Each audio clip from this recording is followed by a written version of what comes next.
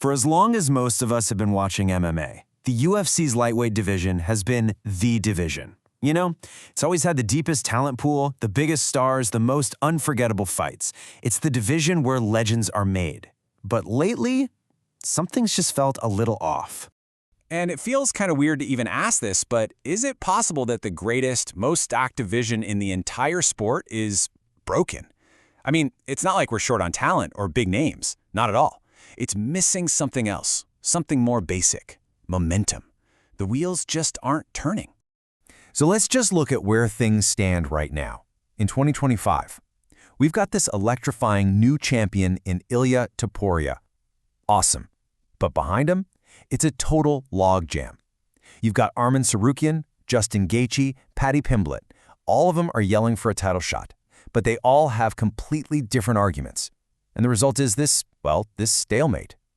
To figure out how he ended up here, we got to rewind, way back. See, the lightweight division didn't just appear fully formed. Oh no, it started with pure, absolute chaos. It was a time of so much instability that no one could build any kind of real legacy. This was truly the Wild West era of 155 pounds. I mean, just look at this timeline. It's insane. Jens Pulver becomes the first champ in 2001, but he's gone a year later because of a contract thing. They hold a whole tournament to find a new champ, and it ends in a draw. You can't make this stuff up. It takes until 2006 for Sean Shirk to finally bring some order, and then he gets stripped for a failed drug test. For the first 6 years, the title was basically cursed. But right after all that craziness, something amazing happened. We entered a golden age, and this era wasn't just about having great champions. It was defined by something that feels almost revolutionary today: constant, relentless activity. And the perfect example is BJ the Prodigy Penn. The guy was a king. He held that belt for 812 days and defended it 3 times against absolute killers. And here's the key: the contenders weren't just sitting around tweeting, they were fighting each other constantly to prove they were the one who deserved a shot at the throne. And this right here, this is where you can see the problem starting to take shape. Back in 2010, the path to a title shot was crystal clear. Look at Gray Maynard. To get his shot, he fought 3 top guys in 1 year, all part of an 8-fight win streak. It was pure meritocracy. You beat everyone, you get the shot. Simple. But now, oh man, it's a complicated mess of rankings, guys sitting out for a year, social media beefs, and chasing money fights. The straightforward path is just gone. So after that era of long, stable reigns, the whole division's DNA kind of started to mutate. The belt began changing hands way more often, which set the stage for a totally new kind of superstar and a totally new kind of problem. All of a sudden, those long reigns of guys like Penn and Frankie Edgar were a thing of the past. We went into this hot potato phase with the title. Anthony Pettis, Rafael dos Anjos, Eddie Alvarez, all phenomenal fighters, right? But none of them could really lock it down. This constant turnover created a giant power vacuum, and somebody was about to fill it in a way no one saw coming. And that somebody was, of course, Conor McGregor. He moves up from featherweight, calls the lightweight division stuck in the mud, and promises he's the one to shake it all up. And to be fair, he put on an absolute clinic against Eddie Alvarez to become the champ.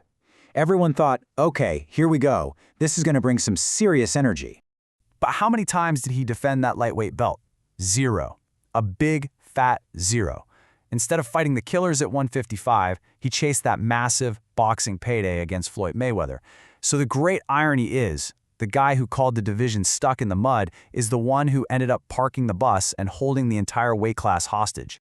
Okay, so after that McGregor-induced logjam finally cleared, dominance came roaring back to the lightweight division. I mean, big time. But this new era, led by some of the greatest to ever do it, actually created a completely different kind of traffic jam. Let's just call this period the Dagestani Brazilian era. From about 2018 to 2024, the division was ruled with an iron fist by 3 guys: Khabib Nurmagomedov, Charles Oliveira, and Islam Makhachev. And these guys weren't just champions, they felt like unstoppable forces of nature. First, you had Khabib. The man was a puzzle nobody could solve. He grabbed the vacant belt and then just methodically mauled the 3 biggest names in the division: McGregor, Poirier, and Gaethje. And after that 3rd defense, poof, he retired undefeated, having basically wiped out an entire generation of top contenders. So you can see here, the dominance was back. But then you look at Islam Makhachev's reign, he actually broke the lightweight record with 4 defenses. But, and it's a big but, his record-breaking run had this weird asterisk next to it. It was made up of a super fight with the featherweight champ, a short-notice rematch with that same champ, and a defense against the last-minute injury replacement. He kept trying to fight the #1 contender, but for reasons totally out of his control, it just never happened. And this created this bizarre new paradox, right? The champions were better and more dominant than ever, but the actual title fights were getting decided by super fights, injuries, and all this chaos. The division's path became unpredictable, not because of the fights themselves, but because of everything swirling around them. And the truly deserving contenders, they were just left on the outside looking in. Which brings us right back to where we started. With Islam now up at welterweight and Ilia Topuria seizing the vacant belt, we are living in the direct aftermath of that whole era. We are smack dab in the middle of the 2025 lightweight stalemate. So this is the puzzle the UFC is trying to solve. You've got Arman Tsarukyan, who is the clear-cut #1 guy on paper, but he's been on the shelf for over a year with an injury. Then you have a legend like Justin Gaethje, who's basically saying, give me the title shot or I'm out. And then there's the wild card, Paddy Pimblett, who has this genuine, nasty rivalry with Topuria and a massive fan base, but he doesn't have that big win over a top 5 guy yet. Every single option has a but attached to it. The simple truth is, getting to the title isn't a straight line anymore. When your top guys are hurt, making demands, or banking on a rivalry that sells tickets, it becomes almost impossible to book those simple #1 contender fights that used to make everything clear. The whole matchmaking machine has just ground to a halt. And that really just leaves us with one big question. The lightweight division is at a major crossroads. Is its future going to be defined by the old way, a clear path earned through fighting and staying active? Or is it going to be this new way, where fame, social media beefs, and what's marketable decides who gets a shot at glory? Whatever the answer is, it's going to define the legacy of the UFC's greatest division for a long, long time.